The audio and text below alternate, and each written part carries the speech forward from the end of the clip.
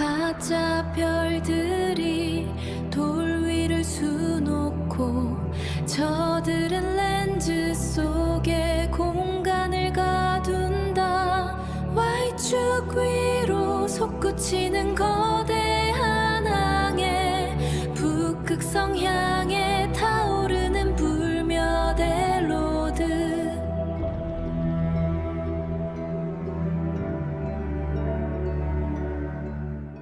제가 설계한 시뮬레이션 지구계를 보겠습니다. 태양이 이렇게 가운데 붉은색으로 했으니까 좀 이뻐 보이네요. 지구는 초록색으로 제가 이렇게 표시를 했습니다. 조금 더 눈에 잘 띄도록 만들어 놨죠. 그리고 지구를 도는 이 달이 있잖아요. 현재 여러분 이거 잘 보이실지 모르겠네. 자, 한번 봅시다. 제가 한번 확대를 한번 해 보도록 할게요. 이렇게 해도 잘 안 보이네요. 달이 지구에 너무 가까이 이제 붙어가 있는 것 같아요. 여기 조금 더 이렇게 확대를 해보면, 자, 여기 이제 달 보이시죠? 자, 달이 요 지구를 이렇게 뱅글뱅글 돌고 있습니다. 자, 이것도 그냥 도는 게 아니에요. 아넬렘마 현상으로 돌고 있는 경우가 됩니다. 팔자 형태를 그리면서 지구를 수호하고 있다고 보면 되는 거예요. 자, 이번 시간에는 제가 요 달의 또 비밀을 또 하나 여러분들한테 소개시켜 드리고자 하겠습니다. 자, 달 분화구가 여기는 상당히 큽니다. 자, 이렇게 많이 큰 것을 볼 수가 있죠. 자, 그리고 상대적으로 작은 것도 많이 눈에 띄고 있어요. 아주 작은 것도 보이고 있습니다. 자, 그런데 이 깊이를 보세요. 작은 거나 큰 것이나 이 깊이가 일정하다는 것을 알 수가 있습니다. 자, 우리가 기존에 배우는 과학으로 운석이 충돌해가지고 이 달에 이 분화구가 생긴다면 과연 이 깊이가 일정하게 이런 형태로 파이는 것이 가능하다고 보나요? 자, 이거는 물리법칙을 위배하는 달의 모습이 되겠습니다.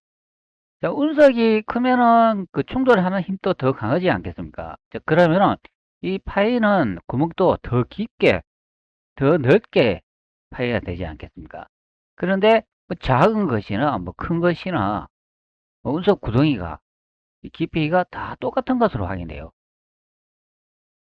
깊이는 일정한데 넓이만 다르다. 그런 의미가 되는 거죠. 자, 그럼 달이라는 거는 우리가 생각하는 그런 형태의 행성이 좀 아닐 수가 있다. 이 겉표면이 아주 딱딱할 수도 있다. 그런 의미가 되는 거죠. 다른 이미지도 보면 뭐 이런 식으로 되어 있습니다. 봐도 다 똑같이요. 깊이가 항상 일정합니다. 자, 이것도 보시기 바랍니다. 분화구는 엄청 넓은데 그 달의 분화구 깊이는 항상 일정하다. 자, 이거는 있을 수 없는 현상이죠. 과학이라는 것이 왜 이런 것인가 이것을 설명을 해야 되잖아요. 근데 현재의 과학은 이 달의 분화구 깊이가 왜 이렇게 다른지 뭐 설명하는 채널도 못 보고 제가 뭐 유튜브나 뭐 과학 뭐 채널 그런 데 한번 뒤져봐도 뭐 그런 설명이 전혀 없더라고요. 그게 왜 그럴까요? 물리 법칙을 위배하기 때문에 그렇습니다. 그 자신들도 생각을 해보니까 이게 설명이 안 되거든요. 우리가 달을 보면은 그 밝기에 의해 가지고 달이 어떤 데는 붉게 보이고 어떤 데는 노랗게 보이고 뭐 하얗게 보일 때도 있죠. 그런 현상은 태양의 빛을 반사하기 때문에 그래요. 자, 태양의 빛을 반사하면 어떤 효과가 나타날까요? 잘 모르겠다고요. 자, 밀물과 썰물 효과가 나타나는 거예요. 자, 달에 그 반사되는 빛에 의해 가지고 바닷물이 만조가 됐다, 간조가 됐다 하는 거예요. 물이 빠졌다, 늘었다 그러는 일이 벌어진다 그런 의미가 됩니다. 자, 밀물과 썰물은 하루에 4번 나타나는데 6시간 간격으로 한 번씩 나타나죠. 자, 하루는 24시간이니까 그것을 4등분하면 6시간이 됩니다. 그럼 6시간 간격으로 한 번은 물이 밀려 들어왔다. 한 번은 또 6시간 지나고 또 밀려 나가는 경우가 되죠. 이런 패턴을 4번 반복한다 보면 되는 거죠.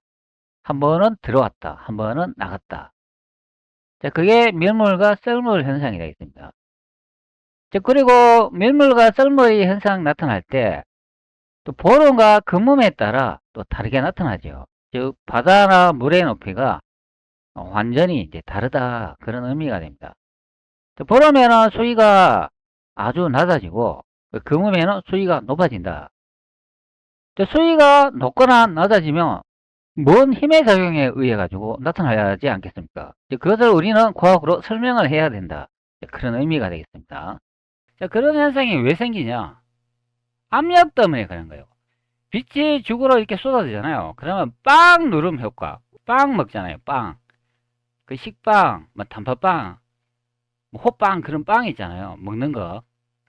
그 호빵을 한번 생각해 보세요. 호빵을 이렇게 지그시 누르잖아요. 그러면 빵이 이게 퍼지잖아요. 자, 호빵을 한번 생각을 해보세요. 호빵을 이렇게 유적에서 누르면 어떻게 될까요? 이렇게 누르면은 당연히 그 힘의 작용으로 온 사방이 이렇게 퍼지잖아요. 자, 바로 그것이 압력에 의한 겁니다. 달에서 그 태양의 빛이나 그 우주에 있는 매질 입자들이 그 반사돼 가지고 튕겨 날아와 가지고 이렇게 빵 누름 효과가 나타난다, 그런 의미가 되겠습니다. 자, 그래서 바다에 밀물과 썰물 효과가 나타난다 보면 되는 거예요. 자, 그런데 현재 과학은 그것을 이상하게 설명을 하죠. 달의 잡아당겨가 중력 때문에 발생한다고 설명을 해요. 자, 한번 생각을 해보세요.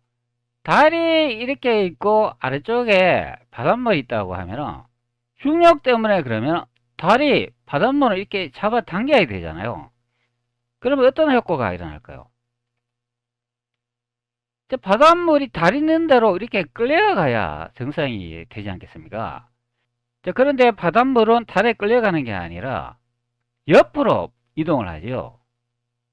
바로 이 달에 의한 빛 반사 때문에 빵 눌림 효과, 즉 압력이라는 거예요. 압력 때문에 밀물과 썰물이 발생한다, 그런 의미가 됩니다. 제가 뭐라고 설명을 드렸나요? 하늘에서 이렇게 수직으로 내찍는 그런 힘이 벡터파라고 설명을 드렸습니다.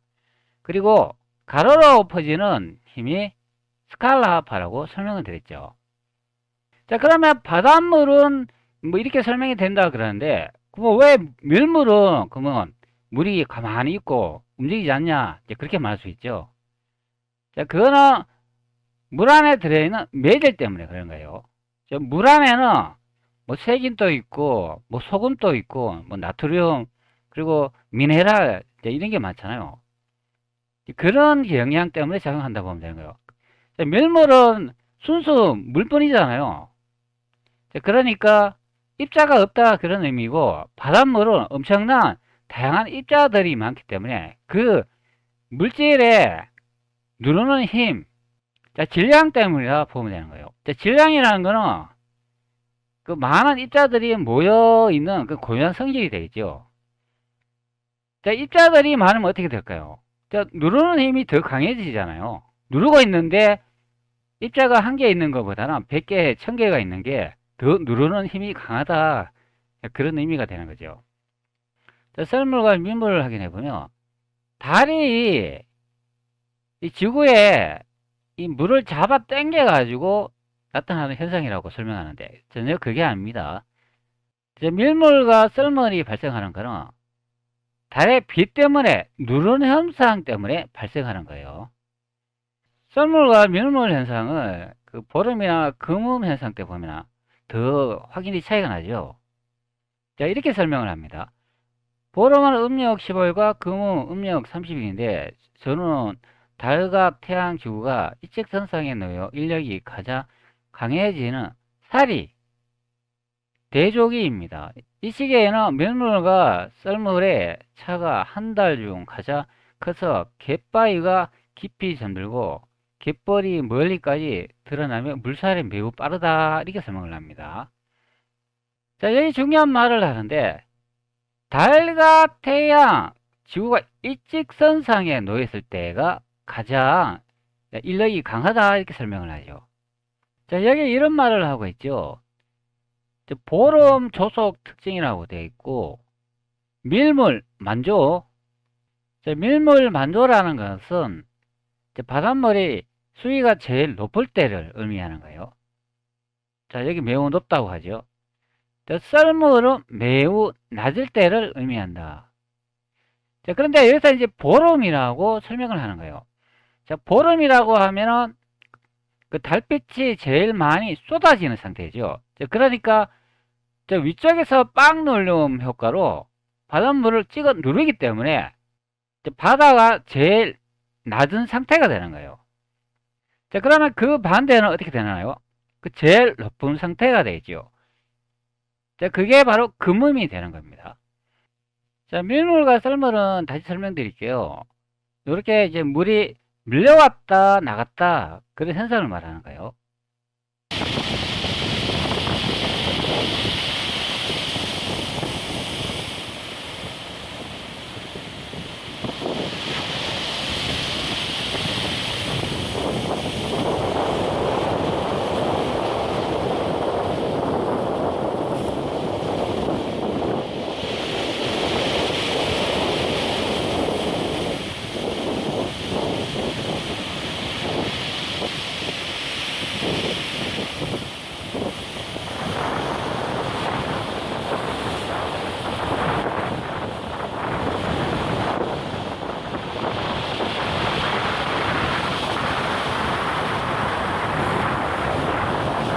보름 때는 물이 제일 많이 밀려가겠죠.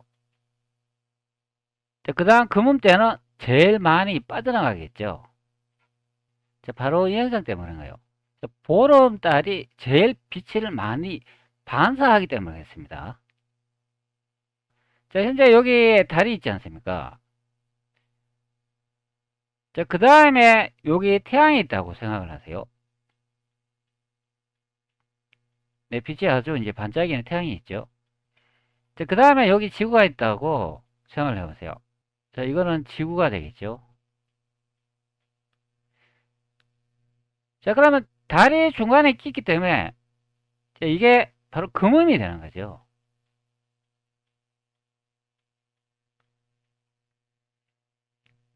자, 그럼 태양에서 쏟아지는 빛이 달에 의해가 이렇게 가려지잖아요.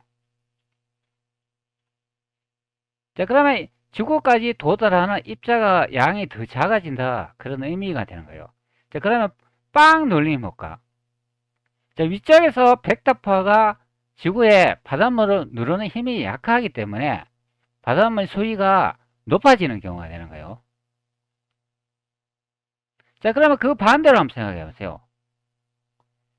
자, 보름은 어떤 경우가 될까요? 자, 보름은 중간에 여기가 지구가 위치하잖아요. 자, 그 다음에 여기 달이 위치하죠. 자, 그럼 태양빛이 쏟아지면 어떻게 될까요? 자, 태양빛이 바로 지구에 와닿는 경우가 되는 거죠. 자, 그러면 입자가 앞전에 달에 가렸을 때보다는 더 많이 지구에 입자가 쏟아지는 경우죠. 자, 그리고 이 태양빛이 또 달에 또 반사되는 경우가 되잖아요. 그게 보름이잖아요.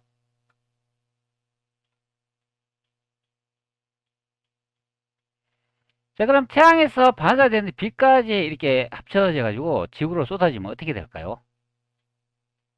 자, 빵 눌림 효과가 더 극대화되죠. 자, 그러면은 물이 더 많이 빠지겠죠. 그게 바로 간조가 된다. 그런 의미가 되는 거예요. 벡터파의 눌림 효과다 보면 되는 거예요. 그것이 바로 중력이다 생각하면 되는 겁니다. 자, 다시 달의 분화구로 왔는데요. 이 달의 분화구가 이렇게 깊지 않는 이유는 바로 딱딱하기 때문에 그런 거예요. 자, 달의 표면이 딱딱하다는 것은 그 금속 물질로 이루어져 있을 가능성을 생각해 볼 수 있죠. 자, 그리고 달 안에 뭐 속이 비었다는 말 들어보셨죠? 자, 이거는 예전에 나사가 발표한 내용이 되는 거예요. 나사가 예전에 뭐 달에 가가지고 뭐 여기에 뭐 실험을 해보니까 달이 진동대가 뭐 흔들리는 그 형태가 나타났다. 이제 그렇게 말을 해주는 경우가 있습니다. 자, 그러면 달 안에는 이 텅텅 비었다. 아니면 액체 상태라고 생각해 볼 수가 있는 거예요. 자, 그렇기 때문에 외부에서 저 운석이 이렇게 충돌을 하면은 이 딱딱한 1차 방어에다 안에 또 속이 비거나 또 안에 액체 같은 게 이제 들어있으면 그 흔들림을 해가지고 충격이 완화돼 버린다. 이제 그런 의미가 되는 거죠. 자, 그러면 달은 왜 이렇게 딱딱하나? 바로 그것이 응급 보호가 되는 거예요. 자, 달에 여러분 정전기가 많이 있다 들어보셨죠? 이 정전기 효과가 바로 응급 보호 효과라고 보면 되는 거예요. 자, 응급 보호 기법은 일상에서도 볼 수 있는데 그 자동차를 타거나 아니면 걸어갈 때, 뭐 강 건너갈 때 아니면은 뭐 바다를 건너갈 때 다리를 건너가잖아요. 이 다리에 보면은 그 콘크리트하고 뭐 금속 같은 그 잡다한 물질이 많이 혼합돼 가지고 그 조립되어 있죠. 다리 교각에 보면 금속이 들어있잖아요. 뭐 철근 같은 거 막 들어있고 그 철 구조물을 보호하기 위해서 미세한 전기를 쏘는데요. 이제 그러면 녹이 안 쓰는 경우가 되는 거예요. 이제 그게 바로 응급 보호 기법이라고 하는 겁니다. 자, 제 과학 이론으로 다 설명이 되죠. 외부에 있는 로드, 입자들을 미세한 전기를 보냄으로써 그것을 튕겨내버린다. 그런 설명이 되는 거예요. 철골 구조가 이렇게 있지 않습니까? 그럼 약한 전기를 흘리면은 여기에 이렇게 방어막 코팅이 만들어지는 경우가 되는 거예요.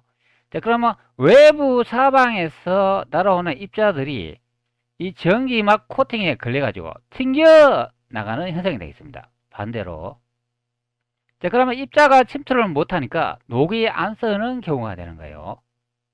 자, 그래서 응급보호 기법이라고 하는 겁니다. 금속의 부식 방지 원리 중 음극화 보호란 무엇일까?입니다. 자, 음극화 보호란 무엇일까요? 정의부터 보자면 반응성이 더 큰 금속을 접촉 연결하여서 반응성이 상대적으로 더 작은 금속의 부식을, 산화를 방지하는 방법을 얘기합니다. 네, 그림을 보시면요. 주유소 기름 탱크 그림이 나와 있는데 이 철로 만든 기름 탱크의 부식을 방지하기 위해서 철보다 반응성이 큰 마그네슘을 도선으로 연결했습니다. 자, 그렇게 되면 마그네슘이 반응성이 더 크기 때문에 먼저 산화가 되어서요. 전자가 나오게 되고요. 이 전자는 마그네슘에 머물러 있는 것이 아니라 도선으로 연결이 되어 있기 때문에 도선을 따라서 철로 이동을 하게 됩니다. 자, 그러면 철이 전자를 받아서 환원되는 것이 아니라요. 철은 그대로 있고 철 주변에 있는 여러 가지 물이나 산소, 부식 조건들이 전자를 얻어서 환원되게 되는 거죠. 이로써 철로 만든 기름 탱크의 부식을 방지할 수 있는 것입니다. 두 번째 예로는요. 그림에 나와 있듯이 아연 조각을 부착한 선박을 예를 들 수 있습니다. 이 경우도 마찬가지로 철보다 반응성이 더 큰 아연을 부착시키게 되면 반응성이 더 큰 금속인 아연에서 먼저 산화 반응이 진행이 되죠. 그럼 아연으로부터 나온 전자는 아연에 머물러 있는 것이 아니라 부착되어 있는 철로 이동을 하기 때문에 철의 산화가 방지가 되게 되는 것입니다. 그럼 마찬가지로 철 주변에 있는 산소가 환원되게 되겠죠. 이렇게 해서 역시 부식을 방지할 수 있는 거고요. 그리고 마찬가지로 세 번째 예로는 함석 도금의 예를 들 수가 있는데 일단 기본적으로 함석 도금은요. 철 위에 아연을 입힌 거기 때문에 도금이 입혀져 있을 때는요. 접촉 차단의 원리로 부식이 방지되죠. 하지만 도금이 벗겨졌을 때 이때 바로 음극화 보호가 일어나게 되는 거고요. 이때는 철이 노출되는 상황이기 때문에 반응성이 더 큰 아연이 먼저 산화가 되고요. 역시 철의 산화가 방지가 되게 됩니다. 즉 전자 이동 방향은요. 반응성이 더 큰 금속인 아연에서 전자가 나오면 역시 도선으로 연결하거나 접촉되어 있을 때 반응성이 더 작은 금속으로 전자가 이동하게 되고요. 그 주변부터 부식 조건을 환원시키게 되는 것입니다. 그래서 상대적으로 반응성이 작은 금속의 부식을 방지할 수 있는 것이죠.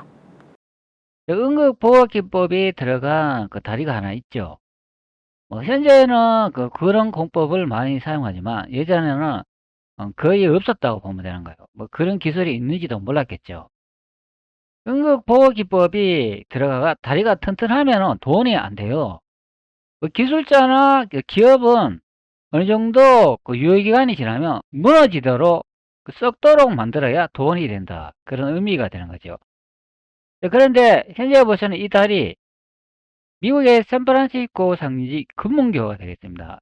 이 다리를 건설할 때 이제 미국의 경기가 안 좋은 대공황이 와가지고 그것을 극복하기 위해서 국가적 사업으로 이 다리를 지었습니다. 이 다리를 건설한 지가 한 90년 현재 되죠. 그래가 너무 오래돼가지고 부식이 거의 없어가지고 약간 의문이 가는 경우가 됩니다. 그리고 90년 동안 수리하기는 많이 했습니다. 여기에 주탑이나 이 아래쪽에 차들이 다루는 이런 버팀목 금속 기둥이 있잖아요. 이런 거는 이제 수리를 좀 했다고 하는데 여기서 수리를 딱 하지 않은 게 있는데 여기 위쪽에 주 케이블 있잖아요. 이것은 한 번도 교체하지 않았다 그런 의미가 됩니다. 이 케이블이 철로 돼 있대요. 철을 이렇게 꼬아가지고 만든 거라고 하는데 이 철이 90년 동안 버틸 수는 없죠. 그래서 이제 생각을 해보니까 여기에 이제 응급 기술이 들어가 있다 이제 보면 되는 거예요. 금문교 케이블 성분이 이제 뭐로 되어 있는지 보면은 개별 와이어 아이언 도금은 주 케이블은 27,572개의 얇은 와이어로 이제 묶여 만들었는데 놀랍게도 이 모든 와이어에 한 가닥 한 가닥에 아이언 도금이 입혀져 있다. 아이언은 철보다 먼저 부식되면서 스스로 희생해 내부의 철을 보호하는 성질이 있어 90년이 지난 지금까지도 내부 와이어들이 깨끗한 상태를 유지하는데 핵심의 비결이다. 이 아연 도금이 돼 있다고 하더라도 아연이 그렇게 오래가는 물질이 아니에요. 길어보야 10년 안팎이라고 본다 하더라도 90년 세월 동안 이 케이블, 즉 주 케이블이죠. 주 케이블이 썩지 않았다는 거는 이거 말이 안 된다. 그런 의미가 됩니다. 틈새를 메우는 특수 페이스트인데 와이어들을 촘촘하게 묶었을 때 그 사이사이 습기가 들어가지 못하도록 붉은 납 페이스트나 아연 페이스트를 듬뿍 발랐다. 이 끈적한 물질이 와이어 사이의 공기층을 완전히 차단해 내부 부식을 물리적으로 막아준다. 여기에 끈적한 물질이라고 하잖아요. 이 끈적한 물질이 격자 하나하나 사이에 이 빈 공간을 메꾸는 그런 과정이 되는 거예요. 격자가 물질이 꽉 차 있다면 그 틈새를 파고들 수 있는 외부 물질이 들어갈 수가 없겠죠. 그러나 격자에 구멍이 생긴다면 이 구멍으로 외부 물질이 파고 들어가면서 부식이 발생을 한다. 자, 여러분 꿀 아시죠? 먹는 꿀.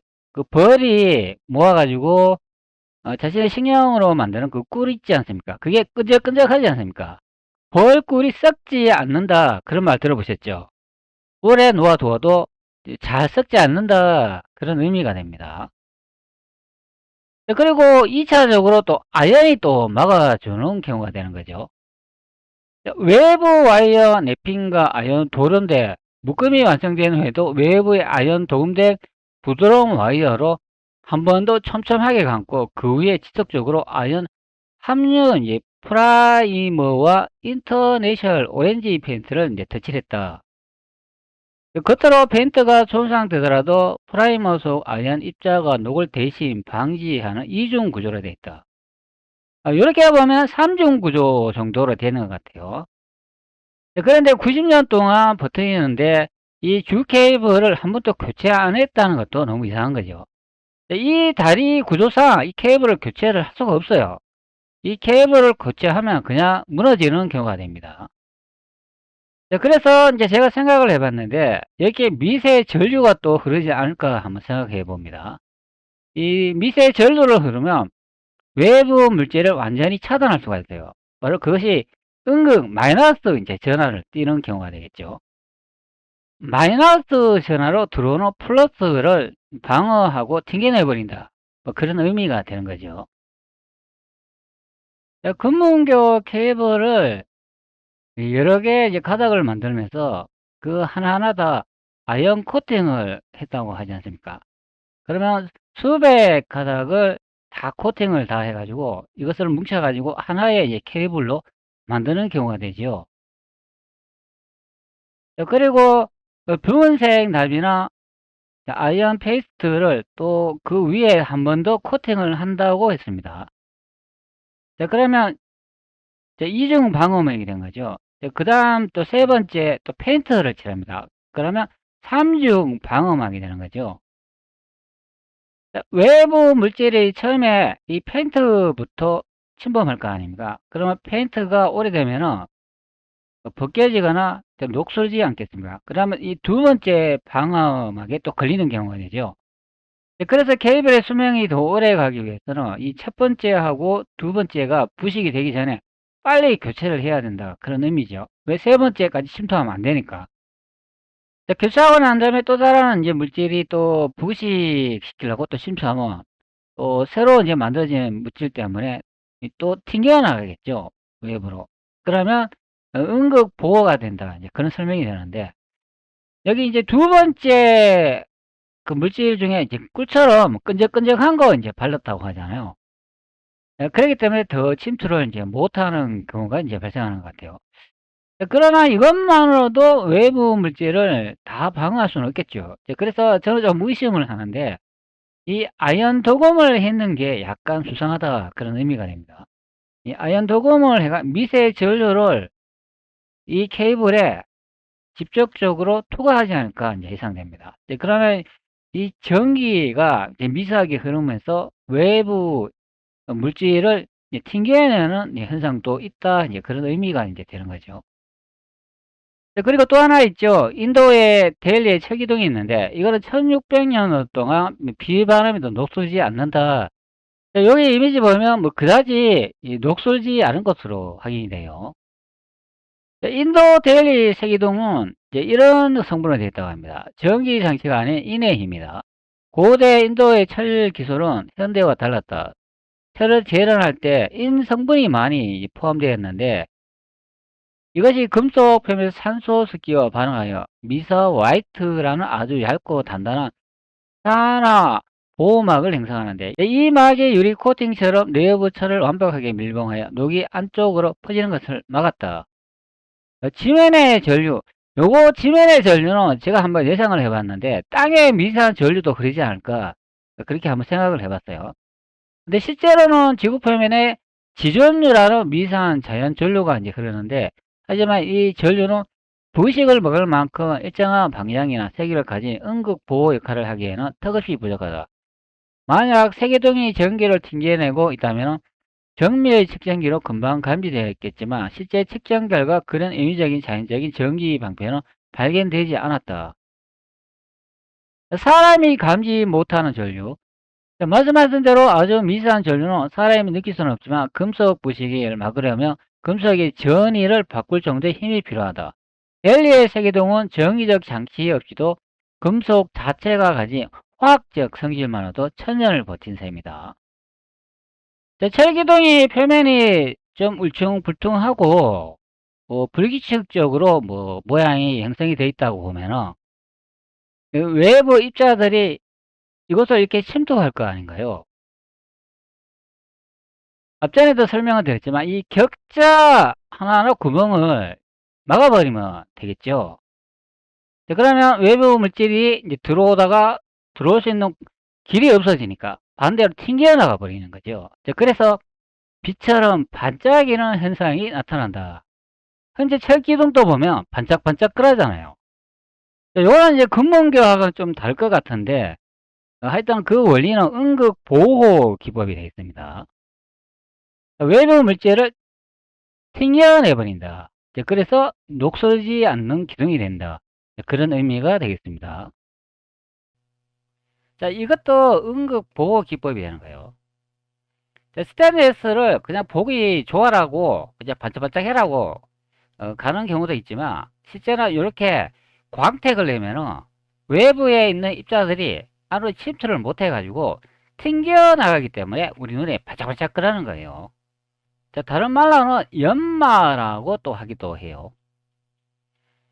자, 연마가 뭐냐면은 표면을 매끄럽게 갈아가지고 반짝반짝하게 하는 경우가 되는 거예요. 자, 그리고 정밀 가공할 때에도 사용합니다. 그 숫자를 정밀하게 맞추기 위해서 특히 연마를 한다. 자, 그런 의미죠. 자, 그런데 우리는 실제 이 정밀 때문에 이 연마를 하는 줄 알아요. 뭐 그런 이유도 있지만 또 다른 이유가 있습니다.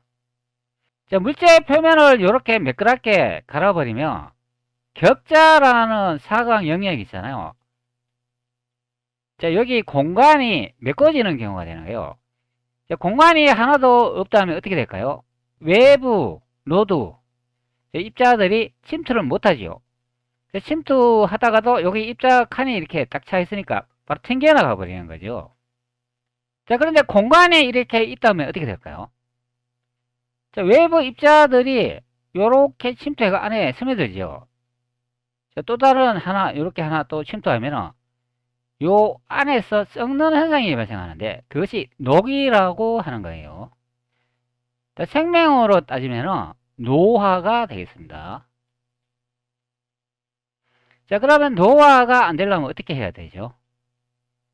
자, 여러분, 여성분들 많이 하고 있잖아요. 화장품을 온 얼굴에 덕지덕지 발라라, 온 몸에 발라라. 그런 의미가 되는 거죠. 자, 외부의 피부 표면은 이렇게 매끄럽지가 않지 않습니까? 자, 현명이를 들여다보면 이렇게 굴곡이 짙고 삐쭉삐쭉하고 이렇게 나와 있어요. 자, 이것을 연마로 갈아버린다. 그런 의미가 되는 거예요. 자, 그러면 여성분들은 화장을 할 때 무슨 효과가 있을까요? 자, 여기에는 이 굴곡진들을 화장품으로 이렇게 메꿔였는 거죠. 자, 그러면 앞전에도 설명했지만 이 격자 상태 하나하나를 다 메워버린다. 자, 그러면 외부의 물질이 피부에 침투 못하고 튕겨나가 버리는 경우가 되는 거예요. 자, 그래서 여성분들이 노화가 덜 된다 보면 되는 겁니다. 자, 그리고 요즘에는 남성들도 그 선텐을 또 많이 바르고 있죠. 자, 이거 많이 발라야 되는데, 자, 그런데 우리는 과학을 잘못 배웠기 때문에 이 선텐이라는 거 전혀 효과를 못 보고 있어요. 자, 요 선텐에 관한 거는 제 예전에 영상 좀 들었는 분은 좀 알 거예요.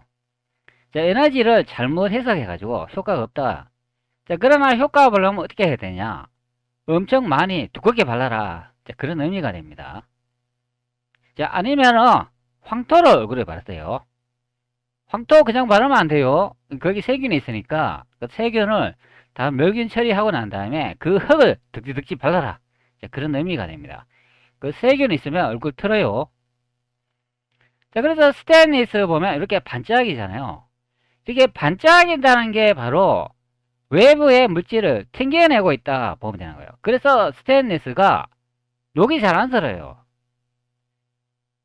썩는 현상이 없다 그런 의미가 됩니다. 그래서 뭐 수십 년, 뭐 길게는 수백 년 간다고 하죠. 자, 그러면 오래 쓰는 그 비결이 하나 있죠. 자, 연마를 하라, 반짝반짝하게 갈아줘라 그런 의미가 됩니다. 자, 그러면 다리 이렇게 분화구가 깊지 않는 현상이 이제 이해 가시죠? 다리에는 정전기가 있다. 정전기란 거는 다른 말로 전기가 흐른다 그런 의미가 되는 거예요.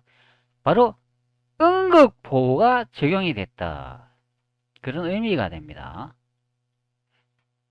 자, 그래서 충격이 가하면 다시 또 복구가 되는 거예요. 자, 그래서 다른 살아있는 행성이라고 봐도 되는 거예요. 물론 다른 행성도 다 살아있지만 특히 달만은 더 특이하다. 자, 그리고 지구를 보호하는 마지막 방패가 되는 거예요. 자, 그렇기 때문에 달이 지구를 가까이서 이렇게 뱅글뱅글 돌고 있는 경우가 됩니다. 자, 그러면 다른 이제 행성들도 이제 왜 이렇게 지구를 이렇게 돌고 있는지 이제 이해 가시죠? 다 지구를 보호하기 위해서 이렇게 사방으로 돌고 있다고 보면 되는 거예요. 왜? 자, 지구는 아름다운 생명들이 많이 존재하는 행성이기 때문에 그런 거예요. 자, 그리고 태양은 에너지원이 되는 겁니다. 이 태양의 에너지를 받아가지고 모든 생명들이 살아가는 거죠. 자, 그러면 달에서 충돌했는 운석, 그 조각들은 어디에 있을까요? 예, 그거는 바로 여기 있죠. 여기 토성이라고 되어 있는 이 별에 다 모이는 거가 되겠습니다. 토성을 이렇게 검색을 해보면 이렇게 띠 같은 게 이렇게 많이 형성되어 있잖아요. 바로 이것이 그 저장고가 되는 거예요. 그리고 토성뿐만이 아니라 뭐 명왕성이나 철왕성도 뭐 띠가 있다 그런 말을 하죠. 그게 왜 그런가 하면은 이 지구계가 북극성을 돌진하고 있기 때문에 그 달하고 뭐 충돌하는 그런 찌꺼기들은 그 뒤쪽에 따라오는 행성들한테 다 걸리는 거예요. 그래서 창고가 되는 겁니다. 자, 나중에 여기서 그 재료를 획득해 가지고 이용하면 되는 거예요. 현재 인류는 이 과학을 거꾸로 잘못 해석을 해 가지고 달에도 안 갔으면서 갔다 오고 사기치고 뻥치는 경우가 되는 거예요. 과학이 발전하는 게 아니라 퇴보됐다 보면 되는 거예요. 뭐 비행기도 날아다니고 뭐 배도 타고 다니고 뭐 그런데 이 과학이 발전을 한가 아닌가 그렇게 말할 수 있죠. 천만의 말씀입니다. 예전에도 비행기가 있었습니다. 다 배도 있었고 예전에 우리나라 임진왜란 때 비거 아시죠? 자, 비거가 이렇게 글라이더 형태로 이렇게 만들어 놨는데요. 전혀 아닙니다. 비거는 동력 장치예요. 자, 일본에서 남긴 기록이나 우리나라 기록을 보면은 거기에 화염이나 풀무지, 즉 불을 일으키는 그런 원리라고 적혀 있어요. 자, 불을 사용했다면 그거는 동력원이 되는 거지 이렇게 글라이더 형태가 아닌 경우가 되는 거예요. 그래서 과학이 현재 퇴보했다고 말하는 거예요. 예전에 과거에도 비행기가 있었고 배도 있었다. 근데 뭐 로켓이 현재 있다고 뭐 과학이 발전했을까? 전혀 아니다 보는 거예요. 고리가 있는 행성들이 저장고라고 생각하면 되는 겁니다. 자, 그럼 가끔씩 오는 이런 행성들은 어떤 경우일까요? 자, 행성의 꼬리가 상당히 이제 긴 것으로 확인이 됩니다. 자, 이거는 이제 보조 배터리가 되는 거예요. 자, 행성이 이 가끔씩 뭐 70년, 뭐 수백 년 주기로 오잖아요. 이제 그것이 왜 그런가 하면 이 지구계를 바깥을 엄청난 거리로 도는 겁니다. 그리고 버려지는 에너지를 다시 이렇게 긁고 모아가지고 태양으로 다시 집어여주는 보조 배터리가 된다. 그런 의미가 되는 거예요. 행성을 보면 태양 이렇게 앞이나 뒤로 이렇게 날아갈 때 보면 이렇게 꼬리가 길면서 그 에너지를 이렇게 뿌려주고 있죠. 그래서 우리 지구가 더 풍요롭게 살 수 있는 경우가 되는 거예요. 자, 바로 보조 배터리라고 생각하면 됩니다. 자, 에너지가 좀 떨어질만 하면은 이 이제 배터리가 날아와 가지고 야, 좀 이렇게 힘내 그러면서 이렇게 양식을 던져주고 간다고 생각하면 되는 겁니다. 자, 그래서 이 모든 이 태양계는 다 생명인 거예요. 우리가 이렇게 발을 짚고 다니는 이 지구가 죽은 행성이 아닙니다. 다 살아있다고 보면 되는 거예요. 자, 그러면 나머지 행성들도 다 설명이 되겠지요. 자, 나머지도 다 지구를 보호하면서 이렇게 회전하고 돌고 있다고 생각하면 되는 거예요. 자, 그럼 화성은 도대체 뭐하는 행성일까요? 뭐 인류가 화성에 뭐 이주하고 뭐 달에 간다 이제 그런 소리를 하고 있는데, 자, 화성은 지구와 태양 사이에 이제 에너지를 균형 있게 맞춰주는 역할을 하는 거예요. 자, 화성이 태양에 붙었다 다시 지구로 돌아왔다 하면서, 자, 그래서 화성이 붉은색을 띠고 있는 겁니다. 자, 화성을 이렇게 검색을 하면 이렇게 붉게 그 땅이 불타는 것을 확인할 수가 있죠. 자, 바로 고에너지를 받아가지고 산화돼가지고 붉은 현상이 나타난다. 그런 의미가 됩니다. 자, 그런데 이런 뜨거운데 어떻게 인류가 이주를 하고 여기 산다는 말입니까? 자, 전혀 어불성설입니다. 자, 여기 보시기 바랍니다. 화성하고 지구하고 비교하잖아요. 자, 지구는 물도 많고 아주 아름답죠. 근데 화성은 아주 메말랐잖아요. 그리고 붉게 타는 것을 볼 수 있습니다. 자, 그러면 나사가 화성에 또 이주한다. 다 거짓말이죠. 자, 일론 머스크 요즘 또 로켓 쇼 하지요. 뭐 또 화성 가는 또 쇼를 하고 있어요. 다 거짓말입니다. 인류는 절대로 이 지구 밖에 벗어날 수가 없어요. 자, 바로 이것 때문에 그렇습니다. 벤 앨런드 때문에 그런 거예요. 자, 지구 주변에는 이렇게 엄청난 입자들이 이렇게 쏟아지는 거예요. 자, 입자들이 뭐 쏟아진다고 생각하지 마시고, 아예 우주는 바닷물이다, 물이다 하고 생각하면 되는 거예요. 자, 그러면 인간의 과학이 그 물을 뚫고 헤치면서 달이나 화성에 갈 수 있을까? 전혀 아니라고 생각하면 되는 거예요. 이 벨 앨런드가 엄청난 전화를 띄고 하는 거예요. 여기에 방사능도 있고 뭐 전기도 뛰고 이래가지고 여 들어가는 순간에 그냥 다 타 죽어요. 자, 바로 이 사진이 되는 거예요. 자, 이것은 아르테미스 1호 사진이 됩니다. 2호가 아닙니다. 2호는 사람이 타고 달을 한번 이렇게 순회했죠. 그것도 달에 내려가지고 뭐 직접 달의 지형을 뭐 탐사한 게 아니고 그냥 순행만 한 거죠. 한 바퀴 빙 돌아왔죠. 자, 그런데 요거는 아르테미스 1호인데 이거는 무인 탐사선이에요. 그 사람이 안 탔다 그런 의미가 됩니다.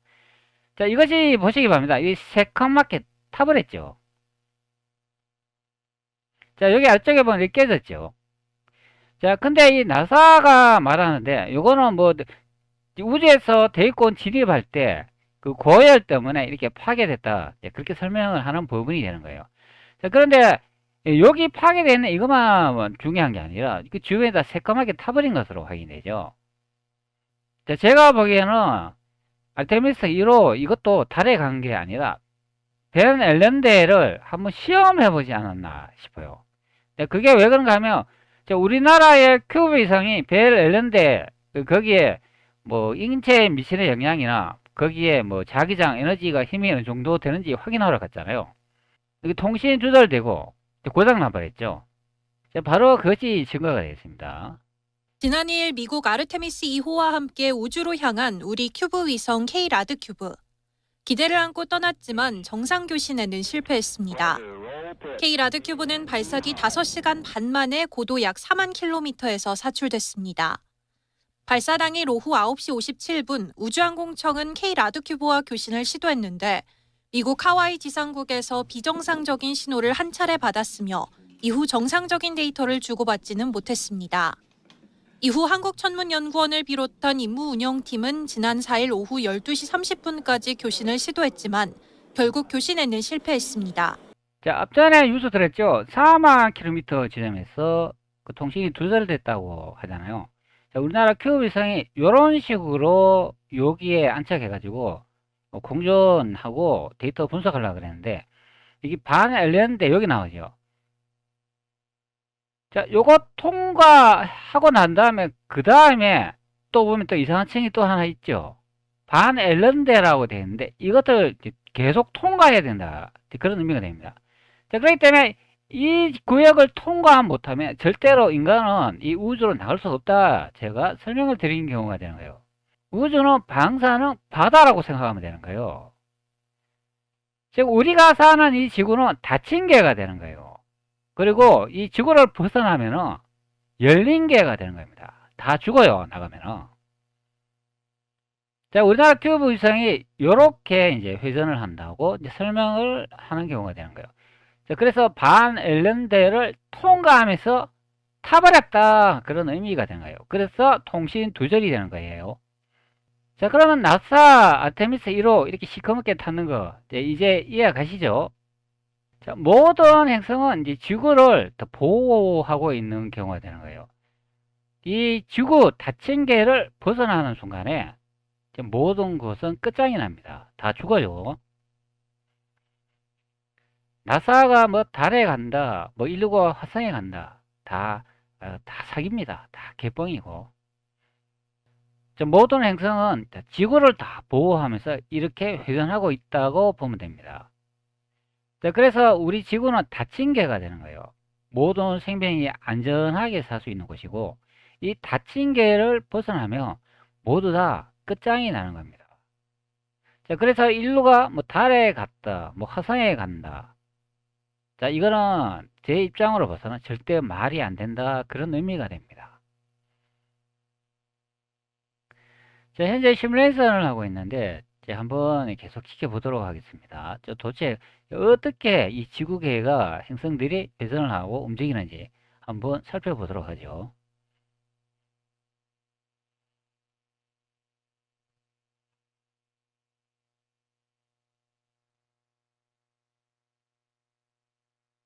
자, 제 이론에서는 이제 우주는 이 격자 상태로 되어 있다고 설명을 드렸어요. 격자는 이 바다판을 생각하면 되는 거예요. 자, 그런데 여기 특이하죠?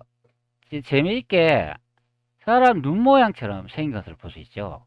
그리고 저는 이것을 또 다른 말로는 입술 모양처럼 생겼다고 여러분한테 설명드리곤 합니다.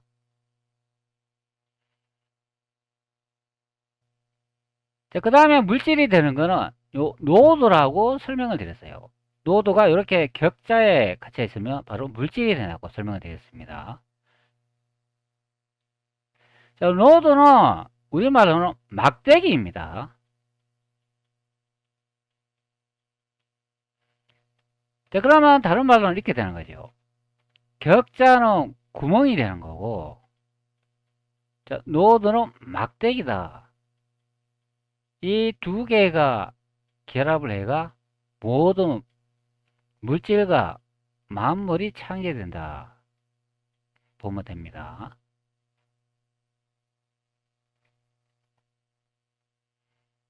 자, 그래서 왼쪽 편에 있는 이 그림은 정자와 난자가 되는 거예요. 난자는 구멍이 되고 정자는 막대기가 됩니다.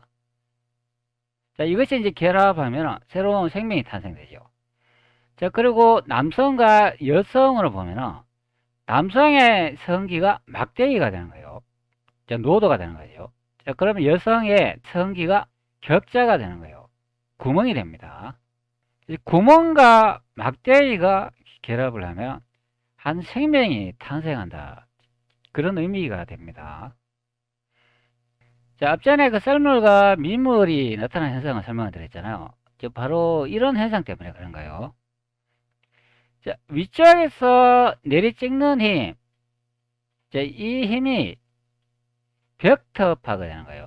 자, 그리고 가로로 움직이는 이 힘이 스칼라파가 된다. 그런 의미가 됩니다. 이 두 힘의 상호작용으로 중력이 만들어지는 거예요.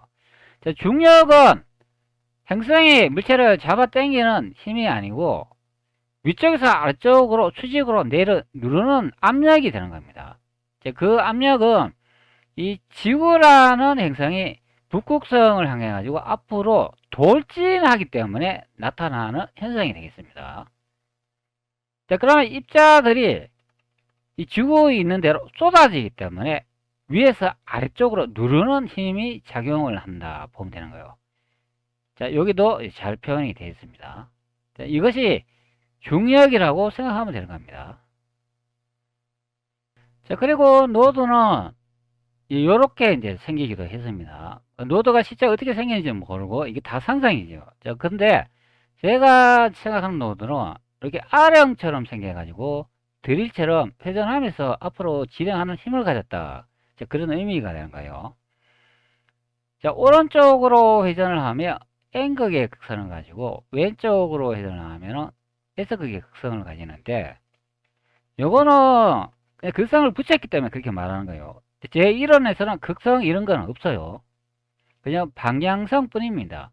오른쪽으로 회전을 하면 앞으로 가는 거고 왼쪽으로 회전을 하면 뒤로 가는 겁니다. 자, 그리고 이 로드가 격자에 갇혀 가지고 제자리 이렇게 회전을 하잖아요. 자, 그러면 물질이 되는 겁니다.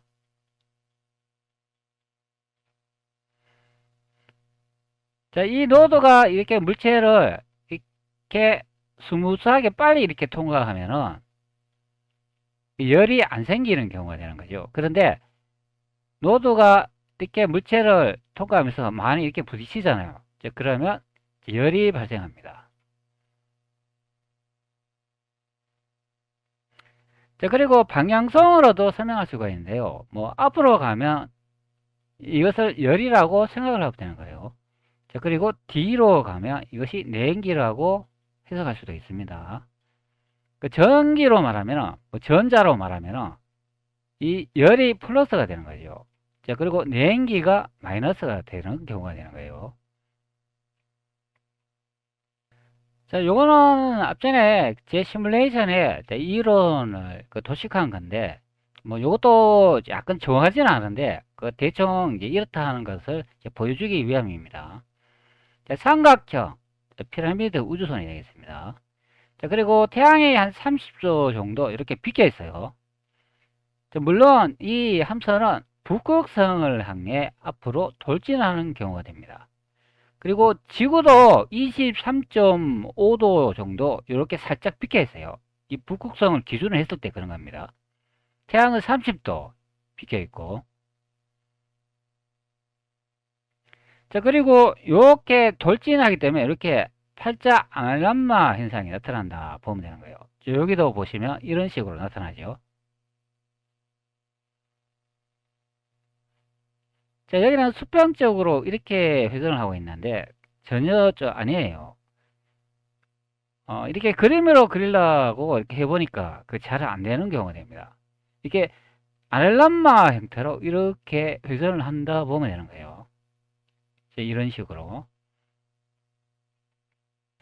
자, 아날람마 현상은 이런 식으로 팔자 형태로 나타나는 경우도 있고, 이렇게 원형 하나로 이렇게 나타나는 경우도 있어요. 이 팔자 형태로 나타나는 경우는 행성이 이제 두 개가 붙었다 떨어졌다 붙었다 떨어졌다 하면서 나타나는 궤적이 되는 거예요.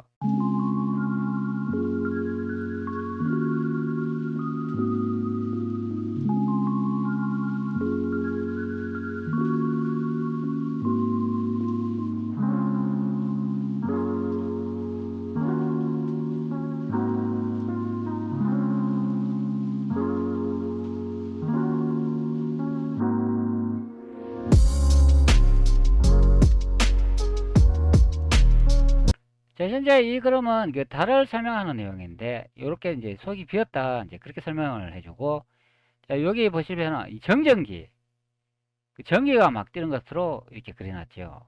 자, 그리고 띠, 즉 창고다, 토성에 띠는 창고다, 이제 그런 의미가 됩니다. 자, 실제는 이런 식으로 움직인다고 보면 되는 거예요. 자, 이것도 제가 앞전에 그 이미지보다 조금 더 업그레이드 한 거예요. 자, 이런 식으로 태양과 지구가 떨어졌다, 붙었다 하면서 계절이 만들어집니다. 자, 그리고 지구가 이렇게 혼자 이렇게 용수철처럼 자전을 하는 거예요. 자, 그러면 밤낮이 생긴다. 그런 의미가 됩니다. 자, 그리고 북극성을 기준으로 태양이나 지구가 모든 행성이 이동한다고 보면 되는 거예요. 자, 태양은 30도 정도 기울어져 있고, 지구는 23.5도 정도 기울어져 있다. 자, 이것은 북극성을 기준으로 그렇게 말하는 경우가 되는 거예요. 자, 그리고 이런 식의 패턴을 가진다 보면 되는 거예요. 이게 이제 벡터파와 스칼라파 설명을 하는 부분이 되겠습니다. 태조 이성계가 남기신 천상 열차 분야 지도를 보고 있는데요. 자, 여기에 모든 지구계의 움직임이 그려져 있다 보면 되는 거예요. 요 이미지를 조금 확대해 보면, 전에도 설명을 했지만 이것이 은하수가 되는 겁니다. 요 사이. 자, 그런데 우리가 바라보는 은하수의 형태가 아니죠. 이런 현상은 Y축에서 관측해가 그랬기 때문에 나타난 현상이에요. 자, Z하고 X 평면으로 관측하면 어떻게 나타날까요? 자, 제가 늘 설명을 드렸지만 이렇게 입술 모양 형태로 나타난다 보면 되는 거예요. 이 지도로 봤을 때 이 옆쪽에서 관측하면은 이렇게 보인다. 이것은 Y축에서 관측하겠으니까 이 위쪽에서 이렇게 바라봐야 된다. 그런 의미가 됩니다. 이게 Y축 관측이에요.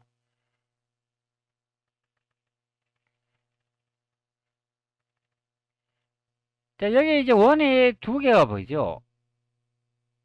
자, 현재 이 원이 지구 공중 궤도가 되는 거예요. 뭐 이거는 다른 말로 뭐 적도라고 이제 부르기도 하는 것 같아요. 그 다음 원이 또 하나 보이죠? 자, 이것이 황도가 되겠습니다. 자, 이거는 태양의 공정 궤도가 되는 거예요. 자, 그리고 중간에 별이 보이는데 여기가 북극성이 됩니다. 요 사이 가운데가. 자, 그러면 센터가 어디인가요? 센터가 지구를 중심으로 되어 있는 것으로 확인이 되죠. 그리고 지구가 공전을 하고 있으니까 이렇게 돌고 있다고 보면 되는 거죠. 자, 그럼 태양도 같이 같은 궤적으로 이렇게 돌고 있겠죠. 태양과 지구가 북극성을 마주보면서 앞으로 진행하는 것으로 그려져 있어요. 자, 그렇기 때문에 태양과 지구가 떨어졌다, 붙었다, 떨어졌다, 붙었다. 그런 의미가 되겠죠. 자, 그래서 사계절이 나타나는 경우고, 지구가 요 거리 있잖아요. 요 북극성을 기준했을 때 요 거리하고, 자, 여기서 지구 거리 있지 않습니까? 요 거리. 지구는 23.5도 기울어져 있고, 이 북극성을 기준으로 그렇다는 겁니다. 그리고 북극성으로서 태양하고의 또 기울기는 제가 요 각도로 대충 보니까 한 30도 정도이지 않을까 싶어가지고 제가 이렇게 30도로 늘 말해주고 있어요. 바로 30도하고 23.5도가 이렇게 북극성을 기준으로 약간 기울어져 있다 보면 됩니다. 그게 제 시뮬레이션에 보면은 태양 30도, 지구 23.5도 이렇게 적어놨죠. 바로 요 값이 되는 거예요. MRGL 매질 회전 격자 입술 모양 이론 시뮬레이션. 자, 이것을 이제 끝으로 한번 여러분들 시청해 보시기 바랍니다. 그 지구계가 이제 어떻게 움직이는지 한번 지켜봐 주세요. 난징의 밤 코드가 깨어난다. Y축의 흐름 격자를 타고 흘러 보이지 않는 균적 위로 우리는 전진해. 회전하는 고리 입술 모양의 진실.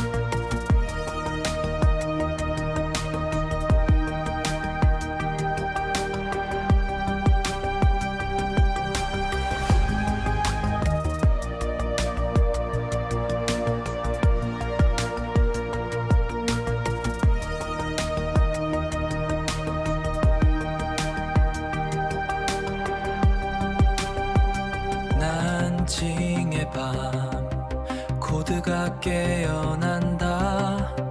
Y축의 흐름 격자를 타고 흘러 보이지 않는 균적 위로 우리는 전진해. 회전하는 고리 입술 모양의 진실.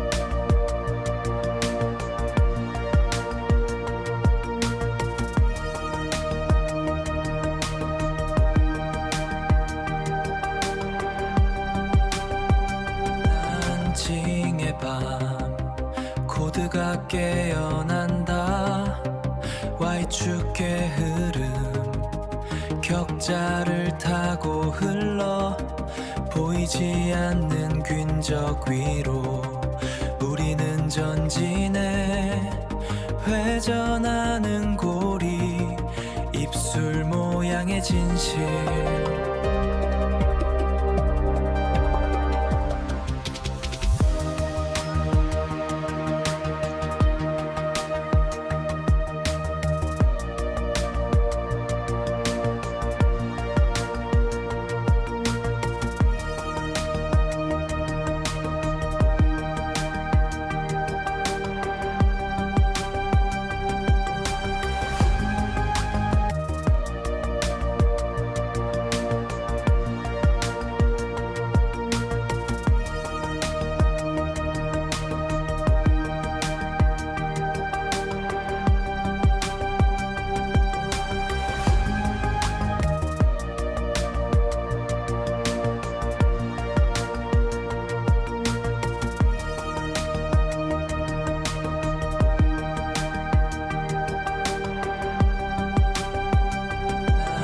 징의 밤 코드가 깨어난다 Y축의 흐름 격자를 타고 흘러 보이지 않는 균적 위로 우리는 전진해 회전하는 고리 입술 모양의 진실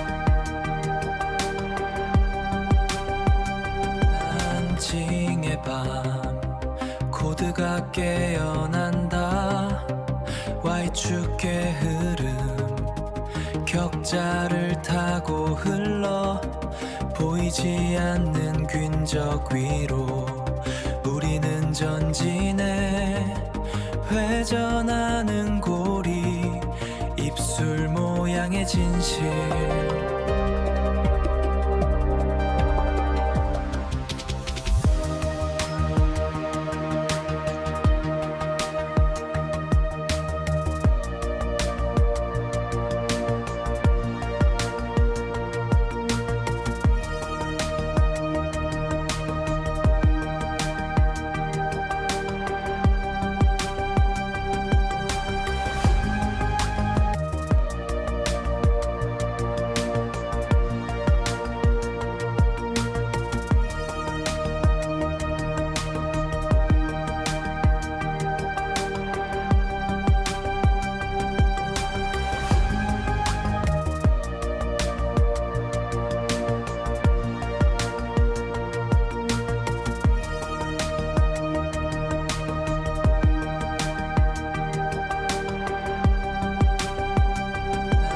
징의 밤 코드가 깨어난다 Y축의 흐름 격자를 타고 흘러 보이지 않는 균적 위로 우리는 전진해 회전하는 고리 입술 모양의 진실